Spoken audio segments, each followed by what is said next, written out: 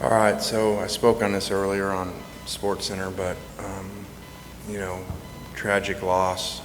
Someone who was very close, awesome person. You know, I was thinking, there's not too many people that, you know, when you meet him, no matter who you are, when you met Mike Leach, you remember meeting him because he left impact on people. So, like I said, it's crazy to think just a couple of weeks ago, hugging him and watching him walk off as a winner, and would have never thought it was his last game. But you know, I see people talk about, you know, one state or same team right now, but you know, kind of like when we got here together, you know, you kind of always, people were on us a little bit about like not hating each other, but it's just a reminder, like, you can be very competitive, have passion, have rivalries in life and in sports, but be respectful and love people. So it's really a shame. Touch on there. What were those initial conversations? You know, both guys in Mississippi, the coach just talking about his partner. Not what you would think. We didn't like call and say, well, how are we going to do this thing? I mean, if you know our personalities, you know, you could have guessed how it would be, that we wouldn't, you know, fall into this, oh, now we're going to change and, you know, dislike each other. Like, you know, I always remember my first SEC head coaches meeting, and, you know, someone's like, well, you can't ride in, another head coach said, well, I can't ride in the elevator with you because if our fans ever see me get off with you, you know, they'd be mad.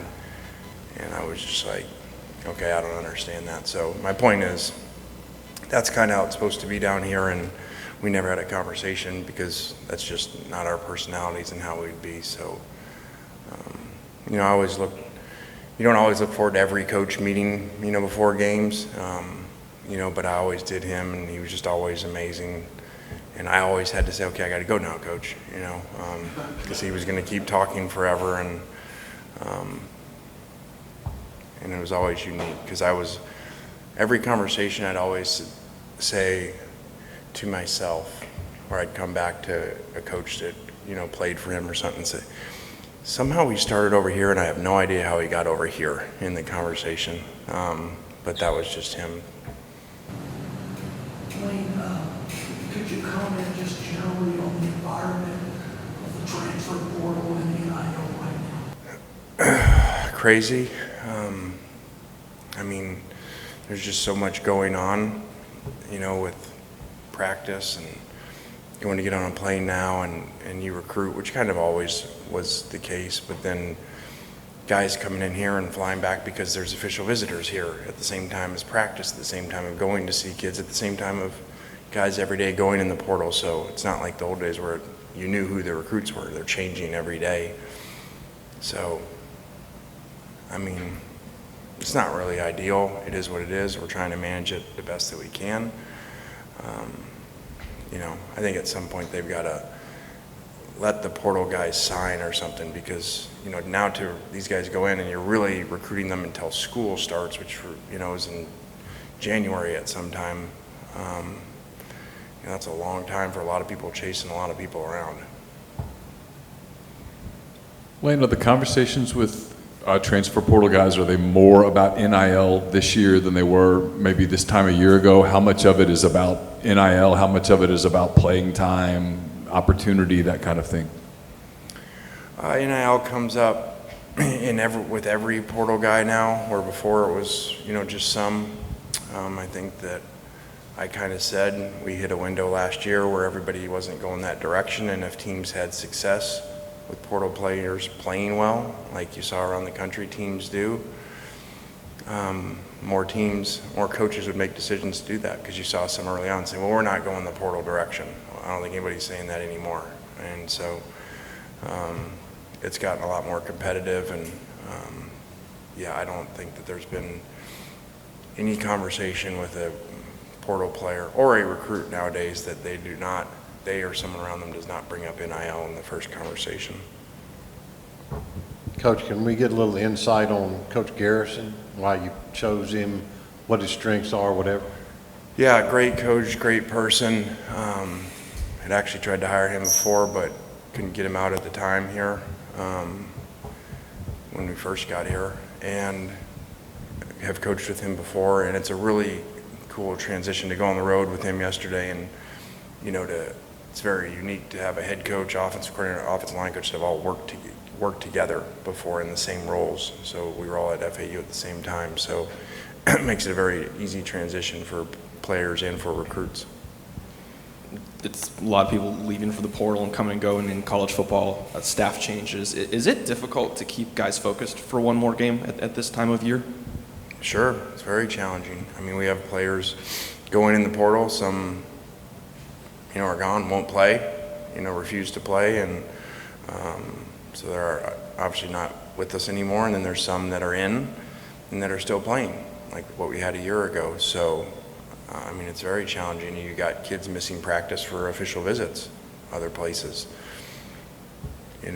so very challenging. And unfortunately, what's happening is what predicted would happen.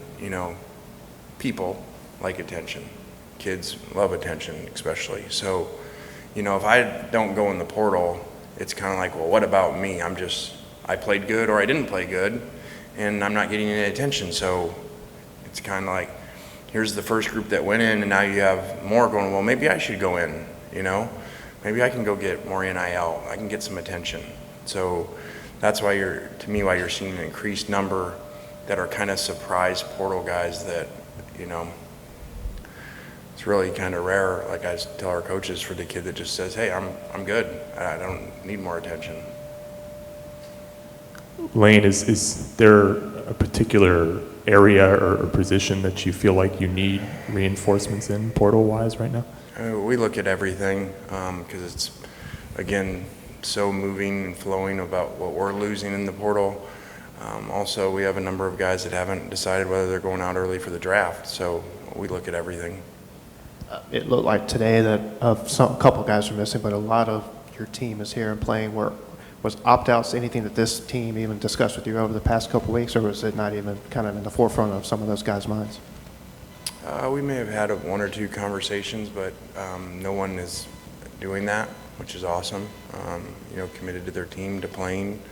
But yes, there were some individuals that had discussed that. Was the fact that, a lot of people, there were some people that didn't opt out last year for the Sugar Bowl, do you think that had something to do kind of about that this time around? Yeah. Plus, there's good and bad to everything. When you don't have a lot of, guys that are looking at going in the first round, you don't have as many opt-out discussions. So that'd be a good problem to have, though. So no, we don't have as many maybe as some other places. Just to follow up on a couple of questions ago, how difficult is roster retention in terms of you've got a whole team and guys can hop in that portal? Yeah, it's extremely challenging. I don't know that there's perfect answers to how to do it. I mean, anybody can just leave. So unless they've already transferred once. So again, like I said, you have all areas. I played really well around the country. Okay, I'm happy with the coaches. I'm happy what's going on, but I either want more attention or I want more money, so I'm going to go in. Or the old way, which is I'm not playing very much. I'm not happy with the coaches. I want to go play more. They're obviously going in, so now you have all kinds of people going in. So it is what it is. Have you noticed any difference in the talent pool as far as better players or worse players, or about the same as last year in the portal? Well, you have more and better players going in the portal because they're just wanting to make more money. I mean, again, maybe I'm the only coach that says it, but again, the portal initially was people were going in because they weren't pleased with playing enough or the system, or a coaching change, and now you have a lot of kids going in that are very happy where they're at. They're just simply, you talk to them, why did you go in? I went in to see if I can make more money. And you can't fault them. How many NFL players wouldn't opt into free agency if they had the choice every year? Any other questions for Coach? All right, thanks, guys.